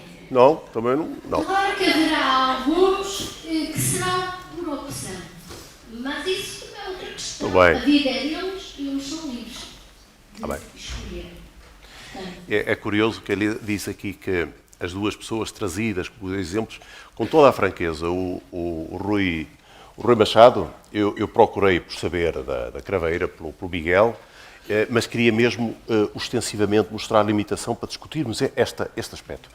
O Richard nem me passou pela cabeça que fosse ou que não fosse homossexual, não me interessou nada aqui para o caso, quer dizer, foi eu, o escritor e a experiência de vida, não me interessava rigorosamente. Não, é que para mim, eu agradeço a intervenção e agradeço a senhora me ter dito que tenho coragem, mas eu não tenho coragem nenhuma, confesso que seria muito mais difícil eu não falar da minha...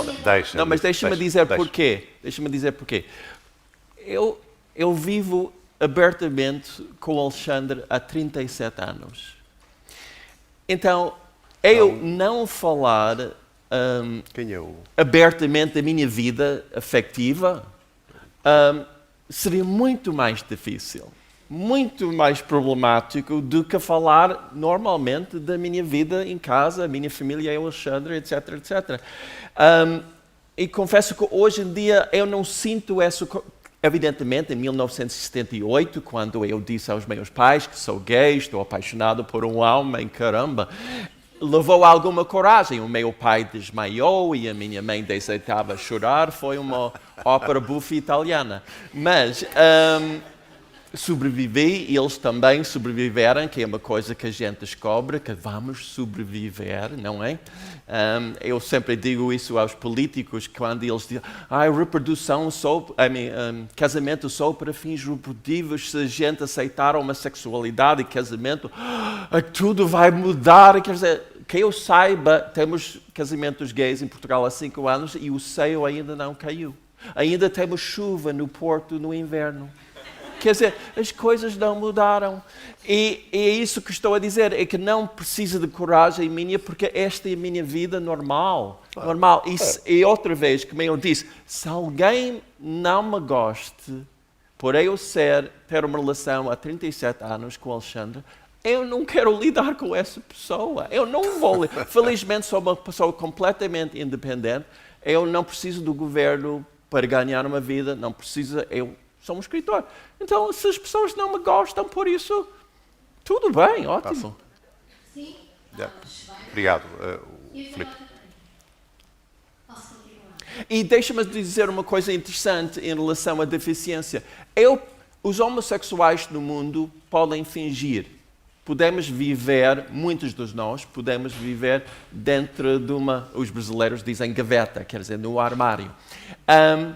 Mas muitos deficientes não podem, porque a deficiência é mais óbvia. E isso traz benefícios e desvantagens, porque ao ver o Rui ou outra pessoa cego, temos que lidar frontalmente com isso ou fugir.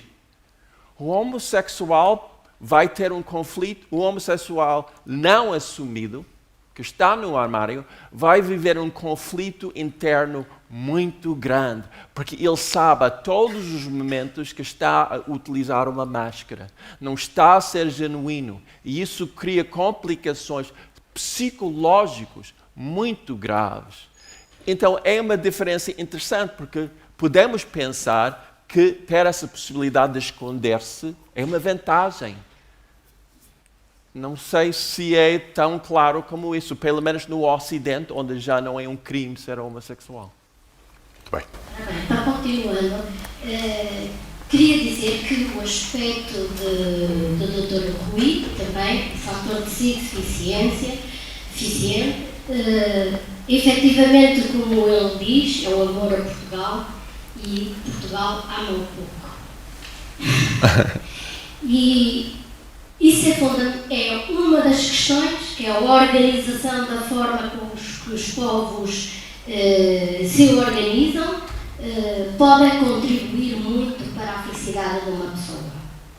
No caso daqui, e em todos os lados, infelizmente, não se organizam sociedades de forma o povo ser feliz. E isso acho que temos cada um de nós procurar não sermos egoístas e sermos solidários, porque nós, como disseram, a felicidade não é sozinha e temos que avançar com solidariedade a ajudar estas pessoas. Muito obrigado. Nos ajudamos a nós próprios. Já que se falou no trabalho, pronto, também o trabalho, de facto, é onde se passa a maior parte do nosso tempo. E, lamentavelmente, aqui nesta instituição, acho que tem uns horários, de facto, que não contribuem para a felicidade das pessoas e que se devia refletir nesse aspecto. São horários desumanos e que acho que se deve fazer a devida correção para que a pessoa possa ser feliz e ser feliz também em casa e ter tempo para a sua família em casa. E lamento que neste momento se andem a fazer horários não rubricados e não carimbados. Elisa, vamos à felicidade. Claros. Vamos à felicidade e não usar o tema felicidade para entrar em acusações. Eu creio que já interveio o que chega. Muito obrigado pela intervenção. Vamos passar ao... Não gostaram, mas é uma realidade. Não, é o meu papel. Faz favor, o professor Filipe Almeida. Muito obrigado. É estranho que vir aqui para a conversa sobre felicidade nós comecemos por levar assim 2 murros no estômago, concordamos, e não vai. Mas esta é, de facto, uma experiência pessoal da felicidade. É curioso que estava a ouvir estes testemunhos e estava-me a lembrar que sempre muito feliz quando ouço Não Sinfonia de Beethoven, quando ouço o Requiem Forré nirvânico. Mas tive este ano, como eu disse, este ano uma experiência brutal de felicidade humana. Não seja estranho por dizer, mas quando este ano tive a experiência de morrer e da morte da minha mãe. Uma experiência brutal de felicidade. O que significa que estamos a falar de alguma coisa que é uma experiência radicalmente humana, pessoal, pessoalíssima, mas nesta experiência tão intimista e tão pessoal, ela só é possível, como já foi explico aqui de outras maneiras também, na possibilidade de ser com os outros. Faz lembrar um pouco a Levinas, quando o filósofo Rogério começar, que nos diz que nós somos capazes de ser com os outros. Eu sou responsável pela própria felicidade dos outros, ou seja, sendo da minha felicidade, sou também responsável pela felicidade dos outros. E isto é importante percebermos o que fazemos nós com um foco como este. Sendo uma experiência que, eu penso, o último reduto da felicidade provavelmente será a liberdade interior. Não sei se é exatamente o conceito de freedom, mas uma liberdade interior que me torna agora quando eu estou um pouco àquilo que dizia o professor Cantarel há bocadinho, que me torna uma experiência de um não-lugar. Por ser um lugar, ela é muito pessoalizada, muito limitada. Ela não é um lugar exatamente porque ela, sendo minha, só pode ser com os outros e, portanto, é um lugar universal onde cada um está verdadeiramente comprometido.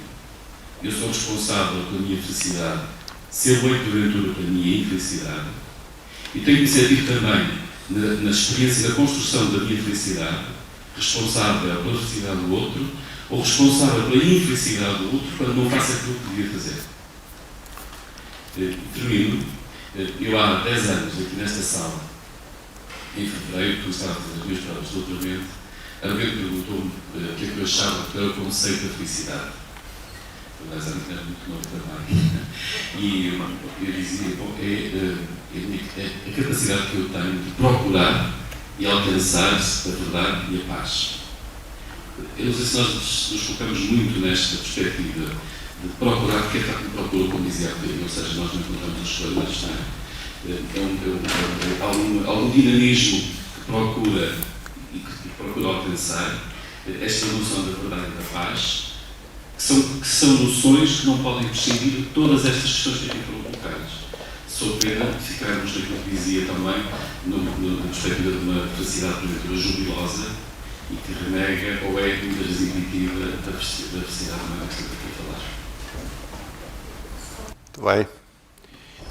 Temos mais 2, 3, faz favor. Faz favor. A minha felicidade é estar bem comigo próprio, é estar bem com os outros, e que os outros estejam bem comigo e com o meio que me rodeia. Por isso, no fundo, isto é o equilíbrio entre as realidades e as expectativas. Miguel. Eu não sei bem, sabe, porque eu sei, sobretudo, momentos em que me senti bastante feliz e são muito diversos uns dos outros. Olha, faz hoje 8 dias eu fiz anos e fui ao nascer do sol, estava no cimo do Monte Sinai, no Sinai, e andei durante muitas horas para lá chegar, era uma meta que eu tinha muito antiga, e quando chega lá acima, a gente não tem lá nada para ver. Nada, nenhuma lápide, não tem nada. E vê nascer o sol, que foi o caso, que não é nada equivalente ao pôr do sol aqui no Porto. O pôr do sol é muito mais bonito no Porto do que o nascer do sol no Sinai. Compreende? E depois desci sozinho para lá abaixo, contentíssimo, por coisa nenhuma, por uma canseira enorme para lá chegar. Eu não sei bem o que é a felicidade e às vezes é coisas estranhas deste género. E ainda hoje estou contente por lá ter ido, compreende? A coisa nenhuma, não tem lá nada para ver. Portanto, num sentido pragmático, não fazia o menor sentido, não é? É todo. Mas isto leva a isto. Grande parte dos momentos bons da vida são inconsequentes e vistos friamente, são tolos. O Erasmus faz muito bem isto num livrinho, O Elogio da Loucura. O grosso das coisas interessantes da vida são, em si próprias, analisadas num plano frio, não valem nada. Somos nós que lhe damos sentido. A felicidade é nossa, é de dentro. Faz favor, em cima. Maria Augusta.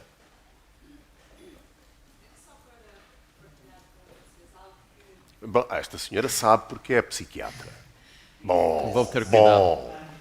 De medicina e de psiquiatria, queria partilhar com vocês um momento que para mim foi muita felicidade. Eu sou conhecida porque dou palestras sobre drogas. Falam sempre de cannabis, toda a gente pede falar sobre drogas. Então há uma ação importante que os alunos de medicina organizam, nossos alunos são estudantes, e fazem uma conferência chamada ES Meeting, que é uma conferência internacional que convida pessoas. E normalmente também convidam a parte da casa, né, as pessoas. E convidam-me sempre, reiteradamente, para falar de drogas.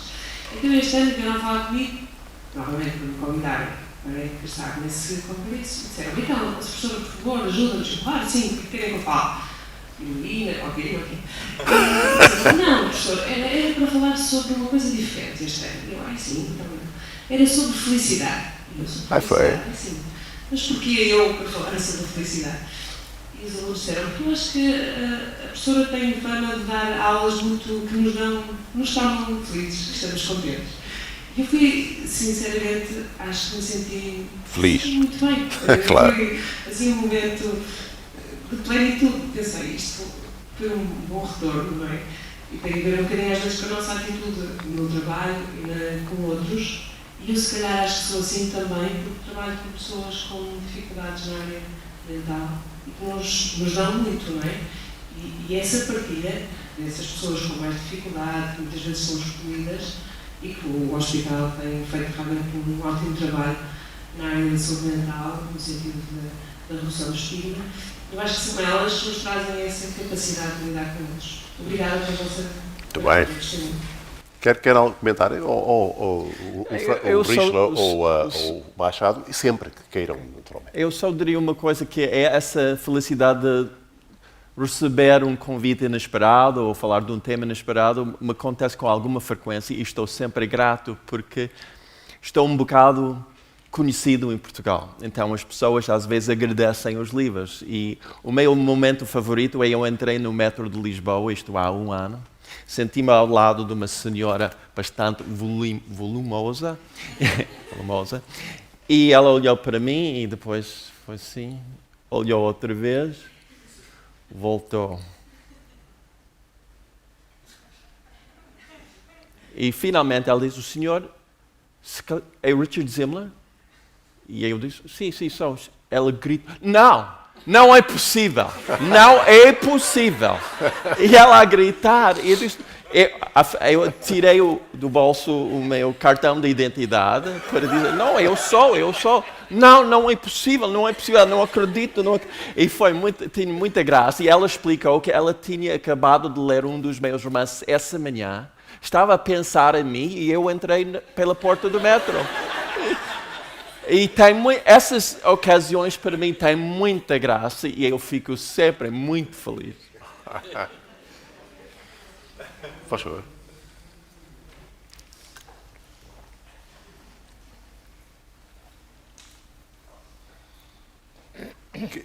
Desculpem, eu perdi-me. Alguém pediu... E mais outra pessoa também. Mas faz favor. Certo. Sim. Está certo.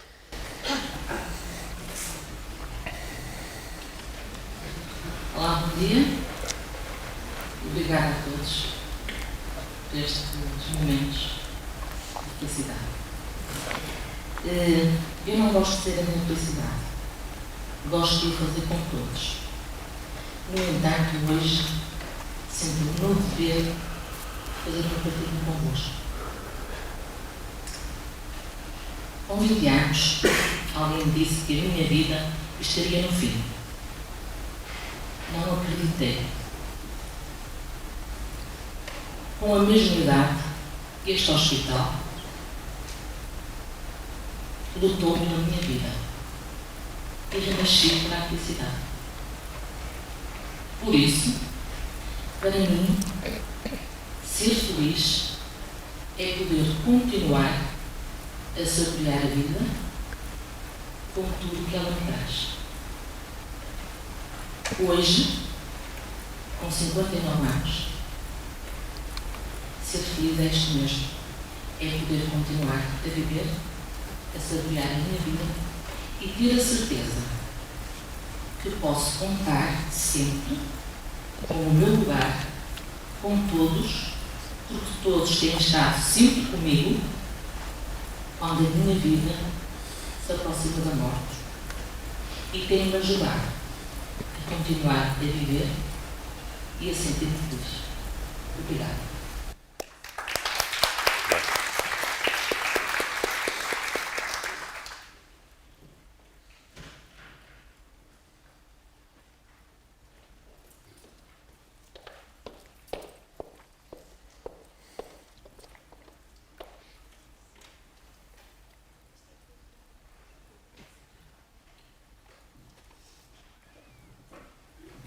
Olá, bom dia. Eu sou o Nuno, sou terapeuta e hoje estou aqui na qualidade de vir acompanhar e apoiar o Dr. Rui Machado, uma vez que faço parte da Associação Portuguesa de Doentes Neuromusculares. E ao ouvir tudo aquilo que temos estado aqui a falar, leva-me a falar de uma palavra que creio que ainda não registramos, que é a aceitação. Eu penso que não conseguimos ser plenamente felizes se não nos aceitarmos plenamente como nós somos e se não aceitarmos o outro como ele é. À medida que as pessoas foram falando, fiz um exercício de introspecção e de facto registrei que durante muito tempo não fui feliz porque não me aceitava totalmente como era. Era o gordinho da turma, havia sempre um mas e havia sempre um até. O que é que isto quer dizer? Tu até tens uma cara bonita, mas és tão gordinho. Tu até és inteligente, mas tu até consegues, mas isso, ainda que não me detivesse dos meus objetivos e das minhas expectativas, a tal gestão que o Miguel Gonçalves falava e que de facto é fundamental para atingirmos a felicidade, a verdade é que se tivermos sempre o dedo apontado, não é fácil nós pensarmos de outra forma. Obviamente vamos crescendo, vamos também tornar-nos mais atentos e a verdade é que os momentos plenos de felicidade só aconteceram depois de eu me aceitar verdadeiramente como eu sou. E a palavra aceitação tem esta interpretação e este cunho pessoal, como tratam bem e vocês lidam diariamente com mudanças do projeto de vida das pessoas perante o diagnóstico de uma doença, perante um acidente, perante uma lesão vertebral, qualquer que seja, onde a partir daquele momento a gestão das expectativas, o projeto de vida daquela pessoa, daquela família muda. E creio que se não existir a verdadeira aceitação da condição, nunca existirá a plenitude da felicidade, nunca existirá uma análise limpa de como nós vamos olhar para aquilo que realmente está a acontecer, para as oportunidades que nos vão aparecendo, para os sinais que as pessoas nos estão a transmitir. Portanto, era esta partilha que eu queria transmitir e que sinto muito na vivência com as doenças neuromusculares, porque onde noto nitidamente a diferença entre uma pessoa que aceita a sua condição de uma doença degenerativa e restante família e de outra pessoa ou outra família que de facto acomoda-se à situação, mas não aceita a sua condição. Obrigado. Essa questão da aceitação é tremenda, porque a não aceitação das nossas características é um fator, sobretudo, de infelicidade, sempre. No seu caso, no seu exemplo, diz assim, mas és gordinho. Se fosse magrinho, era mas és gordinho, porque o problema estava em si na mesma, compreende? O mas está em nós. É tremendo, quer dizer, nós temos mesmo que aceitar como somos. E depois partir daí. Agora, o problema que se discute aqui sempre da felicidade é que qualquer destes aspectos são aspectos parcelares, mais ligados à infelicidade, A falta de aceitação é que dá a infelicidade, mas nunca são receitas para dar felicidade. Quer dizer, compreendem? São pressupostos. É um castigo. Quer dizer, é difícil, no fim, a gente definir e receitar felicidade. Dizer, faz isto e és feliz. Sabemos é o que podemos, o que fazendo, uma lista imensa de coisas que nos limita à felicidade. Mas é claro, a aceitação é vital. Por favor, nós estamos a caminhar para o fim, mesmo no tempo. Ainda temos aqui pelo menos uma intervenção. Faz favor. Ui, meu Deus. Se calhar também a partilhar um bocadinho algumas das minhas experiências e se calhar também o que eu entendo por felicidade. E eu acho que há uma receita de certa forma também para a felicidade. E acho que muitas vezes ela é transmitida através da educação, ou seja, no meio onde nós crescemos. E, por exemplo, aqui dou um conceito, por exemplo, dos avós, dos pais, mas podem ser todos os exemplos de nichos onde as crianças são educadas. No fundo, a vida dá-nos depois a razão para pensar, não é? E depois com a morte finaliza a nossa etapa. Ou seja, a felicidade acaba por ser contínua, desde que estejamos vivos. Quando morremos, ela acaba. E as crianças são felizes, não há os filtros. À medida que vamos caminhando para adulto, esvanece a criatividade e o estar bem. Que quando se debate com as regras da sociedade, é que nós nos sentimos infelizes. Se não pensarmos até o momento, que é o que acontece em algumas doenças, continuamos felizes. Isso é quase dizer-me que felicidade é um estado de inconsciência. À medida que nos tornarmos mais lúcidos, mais racionais, lá foi. É terrível. Falta. Aqui duas palavras. Pois, diga. Que eu também tinha que disse agora recentemente, que era a aceitação. Certamente. E o equilíbrio. E o equilíbrio é a paz que nós conseguimos no momento de cessar determinados pensamentos na nossa mente. E quando a nossa mente está em paz, quando nós não conseguimos dar a paz, nós estamos felizes. E muitas das vezes eu considero a felicidade, e portanto, sobre uma base mais científica, que é neste caso a bioquímica, e o nosso organismo tem imensos processos, desde glicose e vários metabolitos que estão ao mesmo tempo a funcionar, e eles têm todo com equilíbrio. Claro.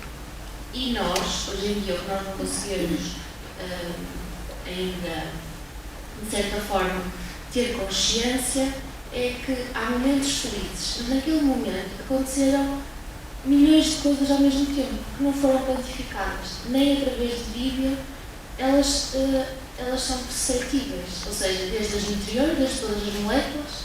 Por acaso eu achava que ficava bem aqui falaste de oxitocina e também de quando se dá um abraço, que também era libertário, e no fundo diz que até se em algumas reuniões de alguns gestores ou governantes houvesse lá um vaporizador de oxitocina, se calhar eles até chegavam a algumas conclusões mais rápido. E acho que sim, isso transmite-se, e se nós as nossas crianças conseguirmos que elas mantenham a criança viva e não a matem, depois dos 20 anos ou qualquer coisa assim, porque é isso que eu acho que nós encontramos quando somos confrontados com a perda de um braço, de uma perna, ou ficamos aclimados para o resto do tempo, é que voltamos a tentar encontrar dentro de nós próprios onde é que está aquela criança que nos vai permitir adaptar à nova realidade. E aí voltamos outra vez a agarrar-nos à vida e a continuar. Agora só queria fazer um paralelismo com outra coisa, que foi quando eu viajei para sítios diferentes e apercebi-me que as famílias também transmitem de forma diferente a alegria ou a felicidade. E por exemplo aqui, quando eu assisto às vezes as duas crianças que saíram de uma festa e se vão despedir uma da outra, elas abraçam, choram, dizem, não te vais embora, fica aqui. E quando estive na Alemanha e estavam duas crianças a despedir-se também, neste caso era no autoparque, tinham passado o fim de semana juntos, elas abraçaram-se e disseram adeus.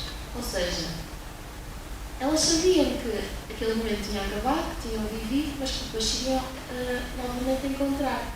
Ou seja, não atribuíam a mesma emoção ao mesmo estado, mas elas estavam felizes e também estariam tristes nos dois momentos. Por isso, tudo depende dos olhos com que se vê as coisas. E acho que a mensagem é que a felicidade está no nosso olhar. Está mais em nós do que no nosso meio envolvente, não é?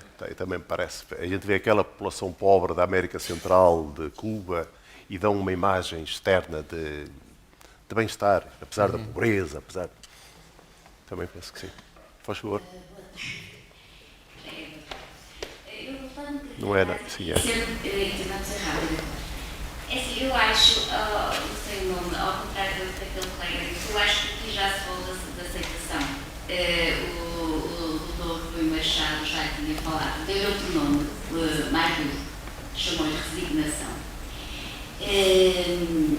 Isso é assim, eu acho que é muito importante. De facto, a resignação é uma aceitação sem revolta, com humildade, mas também, e eu acho que transmitiu isso, obviamente, que é não perdendo a capacidade de luta pela felicidade. Muito bem. Continua disponível para poder intervir a todo momento. Eu estou a tentar conduzir a reunião, repare-me nisto, aponto para um sítio, eu levo o microfone para outro, mas enfim, faz favor.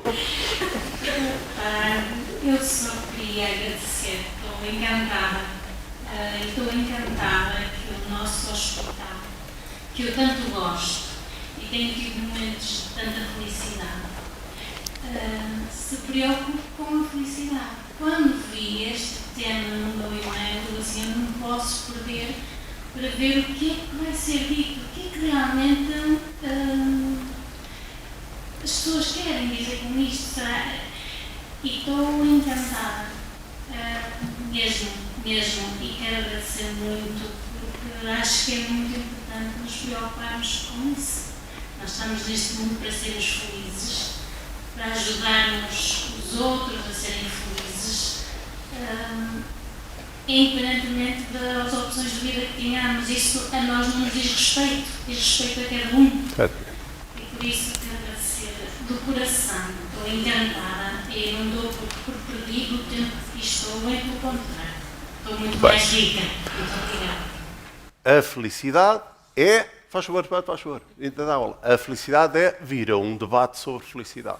Está feito. Está feito.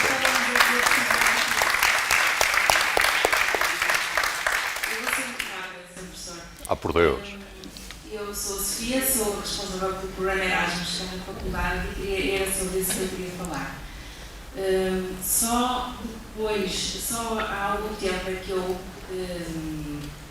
reparei e me dei conta de que eu faço os nossos alunos muito felizes. O meu feedback quando os estudantes voltam de fazer o programa Erasmus, dizem que aprenderam a ir às compras, que aprenderam a lavar a roupa, Absolutamente.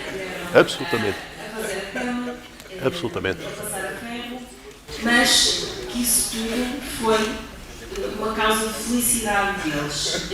E por isso eu me sinto muito feliz também por lhes proporcionar essa felicidade e por ajudá-los a organizar essa felicidade. Tenho muito orgulho na Faculdade de Medicina de Porto. Acho que dou o meu melhor à faculdade e é isso. Mas enquanto o microfone vem, é real. A Sofia tem participado muito bem nisso, sabe também do meu entusiasmo pelo Erasmus. O Erasmus é de facto uma fonte de enriquecimento brutal dos estudantes, que nos traz aqui outra vez ao tema anterior, que é a oportunidade deles partilharem experiências, conhecerem pessoas, partilharem vivências com outras pessoas. Voltamos ao mesmo, quer dizer, é a dimensão social da felicidade que dá aos alunos, enriquece-os e é feliz com isso, obviamente. Faz favor, quem aqui deste lado, faz favor. É a última intervenção da assistência, compreendem? Porque continuamos já daqui a 8 dias, naturalmente. Boa tarde, meu nome é Viana. Eu serei um bocado no outsider desta audiência, porque não tenho formação nenhuma na área de saúde. E vim aqui porque achei, falaram nesta conferência, achei o tema muito bonito e fiquei curiosa. E vim mais para ouvir do que para falar. Mas a conversa tornou-se bem interessante, que vou acabar por dar uma contribuição, do que é que a minha felicidade em certas circunstâncias. e também colocar uma questão. Como tento, ou neste caso curadora, houve um momento da minha vida em que eu passei muito tempo nos hospitais a acompanhar o familiar. E o que eu lhes posso dizer é que a minha felicidade nesses momentos era quando a minha mãe era tratada como um momento único. Isto é, sentir que as pessoas têm muitos doentes, mas todos os doentes são iguais. E eu encontrei isso em muitos profissionais de saúde. E acho que isso faz uma grande diferença. Isso é um modo da minha vida agora dizer que profissionais de saúde é importante que assim seja e nós sentimos isso, quer doente, quer cuidador. E isto é o meu comentário. E agora a minha questão é a seguinte: falou-se aqui bastante em deficiência motora, houve contribuições de pessoas na audiência sobre a deficiência motora e como é que isso está associado à felicidade, como é que se contribui para a felicidade numa pessoa com esse tipo de deficiência. Eu gostava de ouvir também, obviamente, outra deficiência, que é a doença mental. Aquela pessoa que muitas vezes está inserida na sociedade, mas outras vezes não está e não sabe o que é a realidade. Como é que nós podemos contribuir para a felicidade dessa pessoa? O que é a felicidade de uma pessoa dessas quando está inserida na sociedade e quando está numa realidade que é diferente? Alguém responde ou a Maria Augusta já não está? António, que é capaz de dizer alguma coisa sobre o assunto, já que pegou no microfone?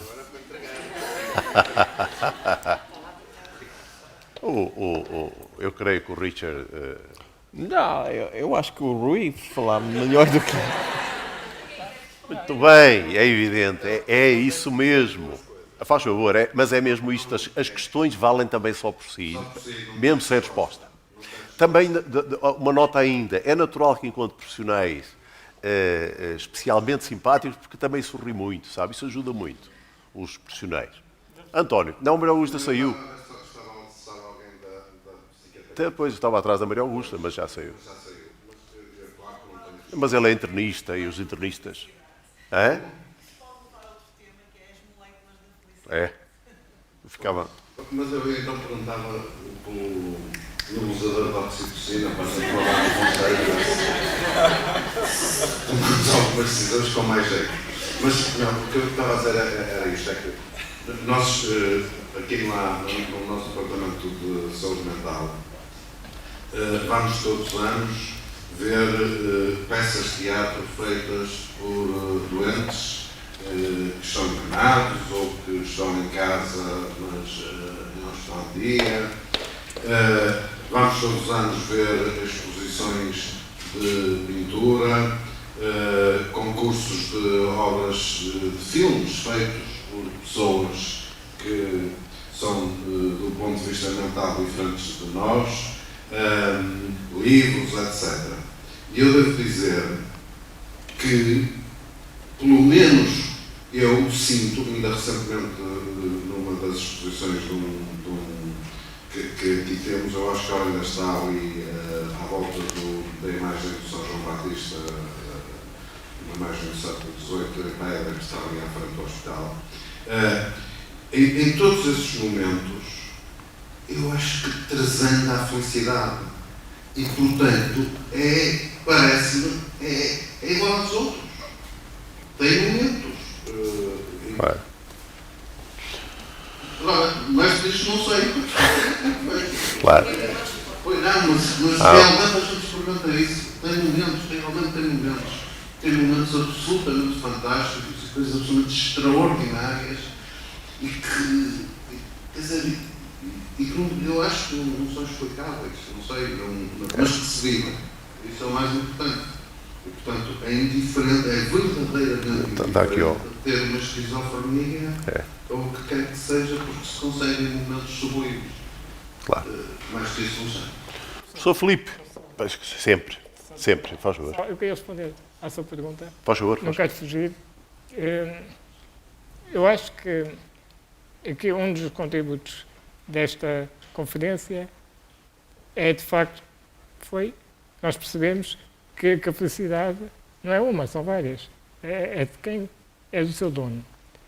Mas aquilo que pode fazer, perguntam-me o que é que podia fazer.